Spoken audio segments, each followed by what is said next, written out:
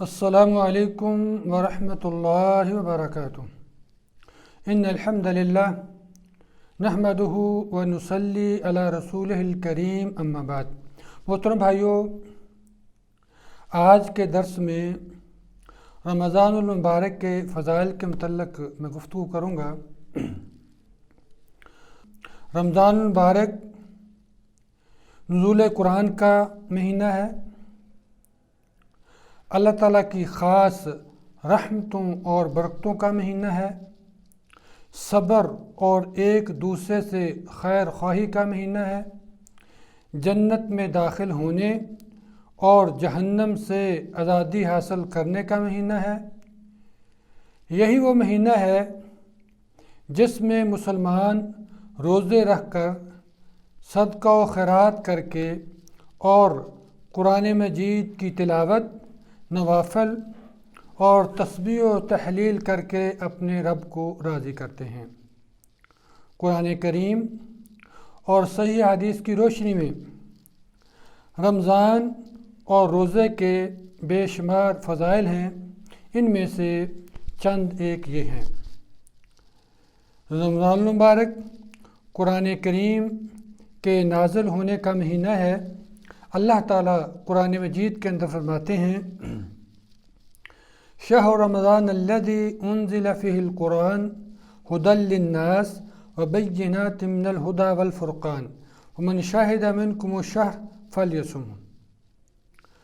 رمضان المبارک وہ مقدس مہینہ ہے جس میں قرآن پاک نازل کیا گیا، جو تمام انسانوں کے لیے ہدایت ہے، اور اس میں رہنمائی اور حق و باطل میں امتیاز کی کھلی ہوئی نشانیاں ہیں۔ جو اس مہینہ میں حاضر ہو یا جو اسے پائے وہ روزے رکھے۔ اس آیت میں یہ بھی ثابت ہوتا ہے کہ روزے فرض ہیں یا روزے فرض ہونے کی دلیل اس آیت کے اندر موجود ہے۔ اسی طرح اس مہینے کے اندر جنت کے دروازے کھول دیے جاتے ہیں، جہنم کے دروازے بند کر دیے جاتے ہیں، شیاطین کو جکڑ دیا جاتا ہے۔ حضرت ابو ہریرہ رضی اللہ تعالی عنہ نے فرمایا کہ رسول صلی اللہ علیہ وسلم نے ارشاد فرمایا، اذا دخل رمضان فتحت ابواب الجنہ وغلقت ابواب جہنم وسلسلت الشیاطین۔ یہ بخاری کی روایت ہے۔ جب رمضان کا مہینہ آتا ہے تو جنت کے دروازے کھول دیے جاتے ہیں، جہنم کے دروازے بند کر دیے جاتے ہیں اور شیاطین کو قید کر دیا جاتا ہے۔ اسی مہینے کے اندر لیلۃ القدر ہے، جس کے بابت اللہ تعالیٰ فرماتے ہیں، لیلۃ القدر خیر من الف شہر۔ شب قدر 1000 مہینوں سے بہتر ہے، یعنی ایک رات کی عبادت کم از کم 83 سال 4 مہینوں کی عبادت سے افضل ہے، زیادہ کا کوئی شمار نہیں۔ اسی طرح یہ مہینہ مغفرت کے حصول کا مہینہ ہے۔ جو شخص ایمان اور یقین کے ساتھ اور اجر و ثواب کی نیت سے اس مہینے کے روزے رکھتا ہے، اللہ تعالیٰ اس کے سابقہ گناہوں کو معاف فرما دیتے ہیں۔ حضرت ابو ہریرہ رضی اللہ تعالیٰ عنہ سے روایت ہے کہ رسول اللہ صلی اللہ علیہ وسلم نے فرمایا، من صام رمضان ایمانا واحتسابا غفر له ما تقدم من ذنبہ۔ بخاری کی روایت ہے، جس شخص نے اپنے ایمان کے پیش نظر حصول ثواب کے لیے ماہ رمضان کے روزے رکھے، اس کے تمام گزشتہ گناہ بخش دیے جائیں گے۔ اسی طرح جو شخص اس مہینے کے اندر قیام کرتا ہے، تراویح پڑھتا ہے، تہجد پڑھتا ہے، اللہ تعالیٰ اس کے بھی سابقہ گناہوں کو معاف فرما دیتے ہیں۔ حضرت ابو ہریرہ رضی اللہ عنہ سے روایت ہے کہ رسول اللہ صلی اللہ علیہ وسلم نے فرمایا، من قام رمضان ایمانا واحتسابا غفر له ما تقدم من ذنبہ۔ جو شخص رمضان میں ایماندار ہو کر حصول ثواب کے لیے رات کے وقت قیام کرے گا تو اس کے سابقہ گناہ معاف کر دیے جائیں گے۔ اسی طرح جو شخص لیلۃ القدر کو، شب قدر کو قیام کرے گا، اللہ تعالیٰ اس کے بھی سابقہ گناہوں کو معاف فرما دیں گے۔ حضرت ابو ہریرہ رضی اللہ تعالیٰ بیان کرتے ہیں کہ رسول اللہ صلی اللہ علیہ وسلم نے فرمایا، من قام لیلۃ القدر ایمانا واحتسابا وغفر له ما تقدم من ذنبہ، یہ شخص نے شب قدر میں ایمان و یقین کے ساتھ ثواب کی نیت سے قیام کیا، اس کے سابقہ گناہ معاف کر دیے جائیں گے۔ اسی طرح یہ مہینہ جہنم سے آزادی کا مہینہ ہے۔ حضرت جابر رضی اللہ عنہ سے روایت ہے کہ رسول اللہ صلی اللہ علیہ وسلم نے فرمایا، ان للہ عند کل فطرۃ عتقاء وذلک فی کل لیلہ، اللہ تعالیٰ ہر افطار کے وقت کچھ لوگوں کو آزاد فرماتا ہے اور یہ رمضان کی ہر رات میں ہوتا ہے۔ یہی وہ مہینہ ہے جس میں اللہ تعالیٰ لوگوں کی روزہ داروں کی دعاؤں کو قبول کرتے ہیں۔ نبی صلی اللہ علیہ وسلم نے فرمایا، ثلاث دعوات لا ترد، تین دعائیں ایسی ہیں جو رد نہیں ہوتی۔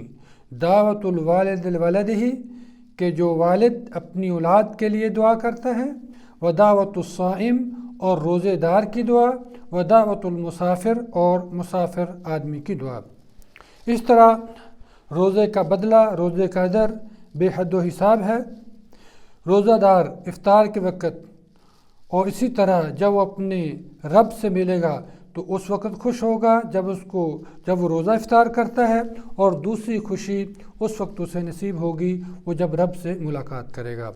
روزہ دار کے منہ کی بو اللہ کے نزدیک کستوری سے بھی زیادہ بہتر ہے۔ حضرت ابو ہریرہ رضی اللہ تعالیٰ عنہ کہتے ہیں کہ رسول اللہ صلی اللہ علیہ وسلم نے فرمایا، اللہ تعالیٰ کا ارشاد گرامی ہے، یعنی حدیث قدسی ہے، ابن آدم کے تمام اعمال اس کے لیے ہیں مگر روزہ وہ خاص میرے لیے ہے، اور میں خود ہی اس کا بدلہ دوں گا۔ روزہ ایک ڈھال ہے، جب تم میں سے کسی کا روزے کا دن ہو یا وہ روزے کی حالت میں ہو تو بری باتیں اور شور و غل نہ کرے، اگر اس سے کوئی گالی یا اس سے جھگڑا کرے تو اسے کہہ دے کہ میں روزے سے ہوں۔ اس ذات کی قسم جس کے ہاتھ میں میری جان ہے، روزہ دار کے منہ کی بو اللہ کے ہاں کستوری کی خوشبو سے بھی زیادہ بہتر ہے۔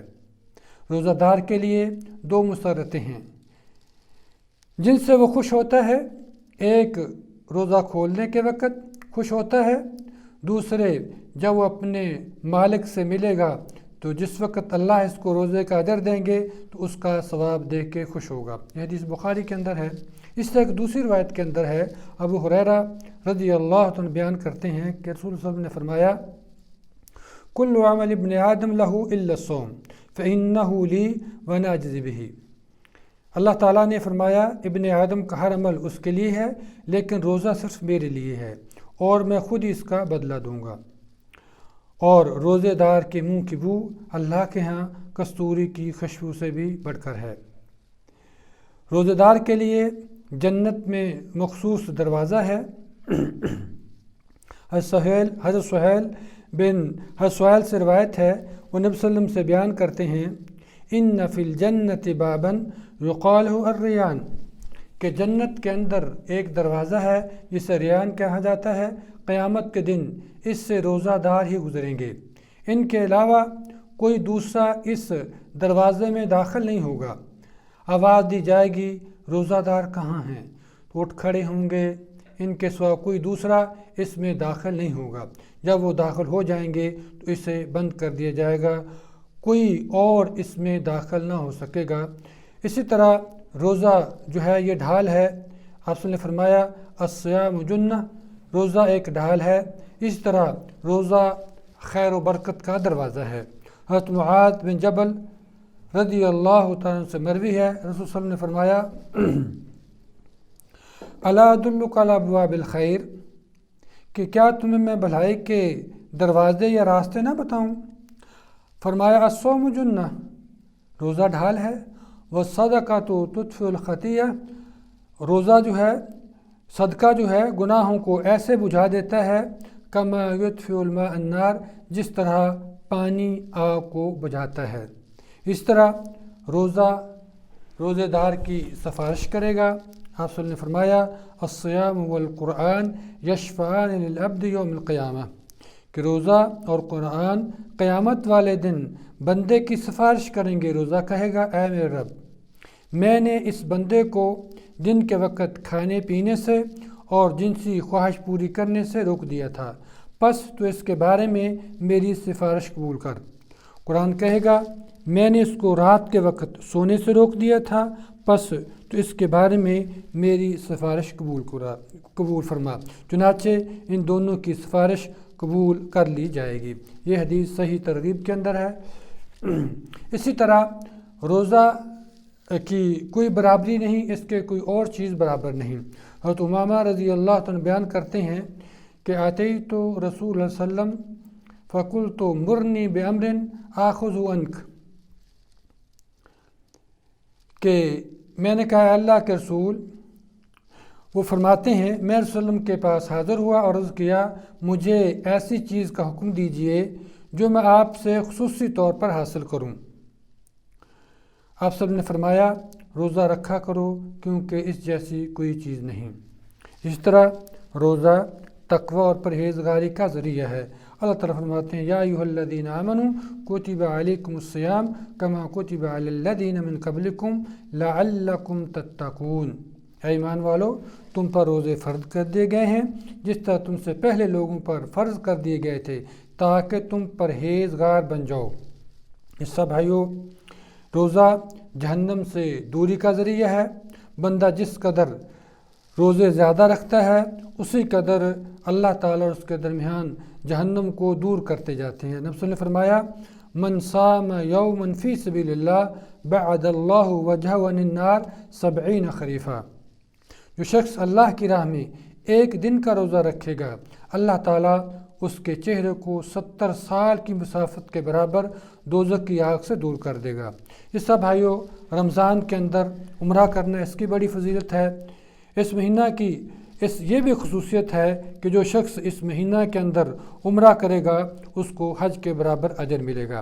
حضرت عبداللہ بن عباس رضی اللہ تعالی عنہ سے روایت ہے کہ رسول اللہ صلی اللہ علیہ وسلم نے فرمایا کہ رسول اللہ علیہ وسلم کے پاس ایک انصاری خاتون آئی تو آپ نے ان کو فرمایا فإن عمرة فی رمضان تقضی حجتاً او حجتاً معی،